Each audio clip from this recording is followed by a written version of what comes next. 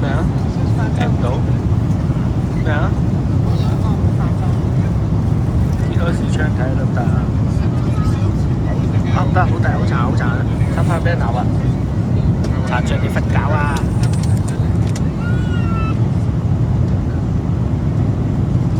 啊！食到三餐啦，好似好辛苦啊！你去唔到廁所啦？啊？你去唔到廁所？聽唔到？你去唔到廁所？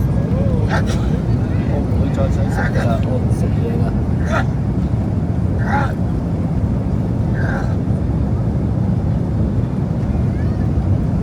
有把小食啊，頭先餅乾嚟㗎喎，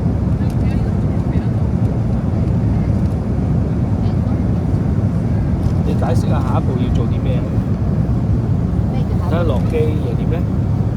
攞行李之後，攞行李嘅要喺出關前咧，取唔到錢，取唔到錢之後，出咗關之後就跟頭先嗰個話咩行出去轉右再轉右唔知咩啦，睇翻嗰個。取錢。係啊，跟住咧我哋就要揾我哋 check in 個位啦，去 check in 大樓。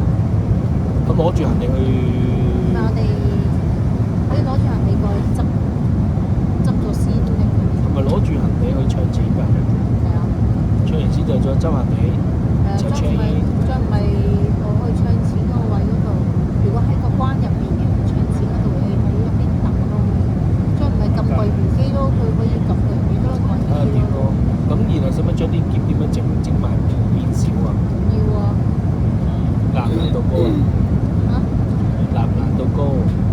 難度高啊！本身嗰個都長好多，係咪會需要俾錢啊？應該都要㗎啦。我都覺得係應該。重一萬 K 字點解唔收你錢？